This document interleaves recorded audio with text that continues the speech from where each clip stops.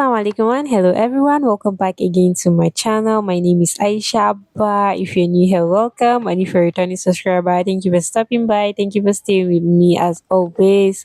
Today I will be talking about two powerful ingredients used in water, perfumery, Bakhoor, incense, and skincare, which is myrrh and frankincense. Myrrh and frankincense are valued treasure from nature, and since ancient times they have been used because they carry sense of mystery, healing, and spirituality.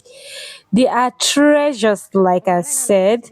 They were valued more than gold. They were gifted to kings and used in sacred rituals. Frankincense come from Baswela tree. It is known as Karo in Hausa. It is also known as Mystica or Mastica in French. And this myrrh is obtained from camphor tree, while frankincense is obtained from boswellia tree. And for thousands of years they have been traded across Africa, Arabia, and Asia, playing a vital role in medicine, beauty, and spiritual practices. The benefit of frankincense is of it is known for its calming aroma, often burnt as incense in prayer and meditation. In skincare, its oil helps rejuvenate the skin, reduce fine lines, and promotes youthful glow. And it's also believed to support breathing and relaxation. Then the benefit of myrrh is that it is used for healing traditionally. It was applied to wound in the olden days, and then it was applied on the gums and in on skin for skin infection. But for today, it is valued for its anti-inflammatory and antibacterial properties, and is often blended into perfumes, oils, and balms. So together, when combined, oh my god, it will give you an amazing scent in your incense, because it creates a powerful harmony, soothing the mind, strengthening the spirit, like your soul, you guys, and beautifying the body. No wonder it remains timeless treasures in wellness and tradition, because frankincense is popular in the market, but myrrh is rare. Myrrh, they both have amazing benefits, but it is not like readily available everywhere. And even if you are burning them, you're blending them in your skincare, they give amazing benefits, they give amazing results. And they have a lot of important benefits that I didn't mention, but like I mentioned the main ones. And I use them in an incense. I always use frankincense in my water, in my Bakhoor.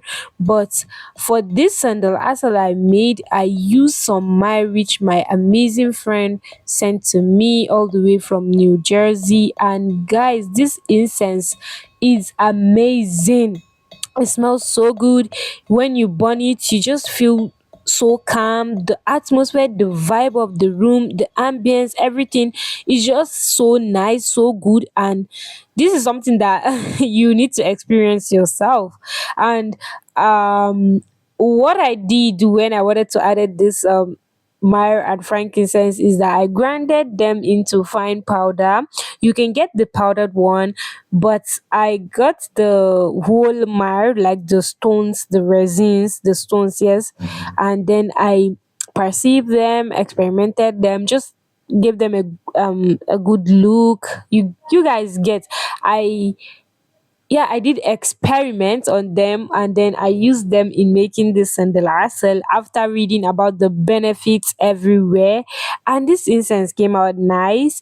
And these are not only the resins used in water making, used in Bakhoor making, used in incense making. We have other resins. We have other items, fixatives, binders used in incense and perfumery.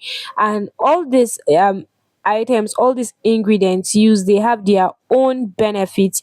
We don't just randomly use some ingredients in perfumery because of aesthetics, or like because we just want to use them.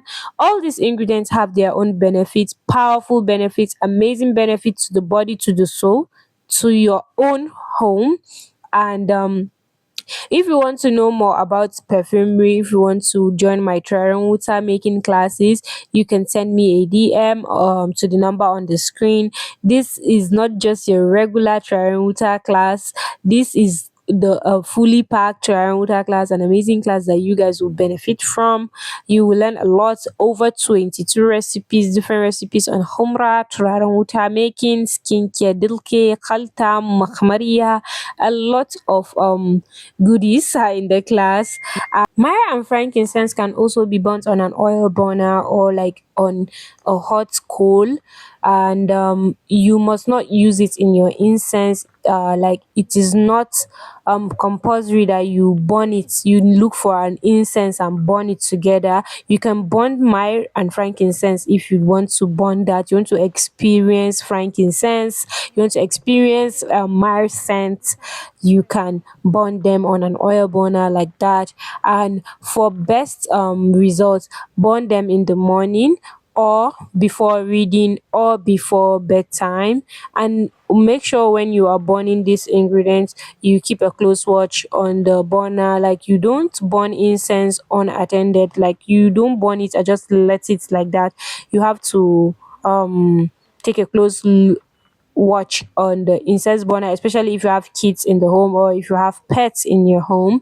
But if you don't, you can just keep it close to your bedside, close to your curtain, and then let the smoke do its magic, and the smoke would diffuse into the air. And when you come to the room, you have like an amazing smelling room, and you will love the results, especially for frankincense. I love burning frankincense together with black seed powder or kajiji that has black seed powder in the morning, and especially during this weather, because we are in the raining season.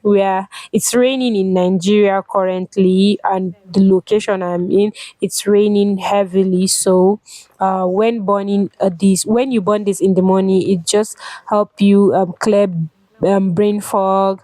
It helps you focus very well, because I like packing my orders early in the morning after my prayer, after doing my morning routine. I love doing my work by that time. And if you're burning this myrrh, or like you're burning frankincense, or you're burning kajiji, it will help clear brain fog.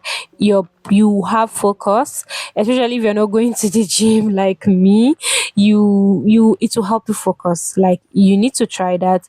You need to try. It is nice, and especially if you have an amazing tea close to you. Oh my god, you have your nice Meduguri tea collection close to you, your hibiscus tea, your black tea, your green tea, your ginger and mint tea. Oh my god, you will love the experience. Like it is an experience on another level. You need to experience it yourself before you guys will understand what I am explaining. So we don't add frankincense in humra, but there are fragrance oil, frankincense fragrance oils, essential oils, and those are stuff that you can add in perfume. Really, like if you're making perfume from the scratch, you're making perfume oil, perfume spray. But in humra making, we don't add frankincense, we don't add myrrh. You can add a little myrrh in your humra, but the olden days humra, we know the one that our grandparents taught us how to make, they don't add myrrh. They only add ingredients like amber, mystic, that's musk crystals, sandal powder, onicha, cloves, cardamom, mahlab, which is cherry seed, and other ingredients like your oil perfumes and your UD cologne.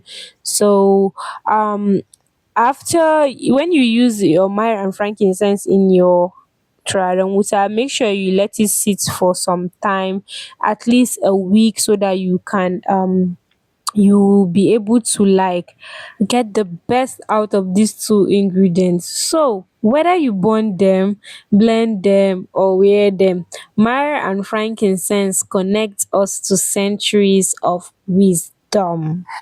If you enjoyed this video, don't forget to like, share, and subscribe for more natural treasures and traditional secrets, Bakhoor making videos, incense making videos, traditional skincare recipes and tips.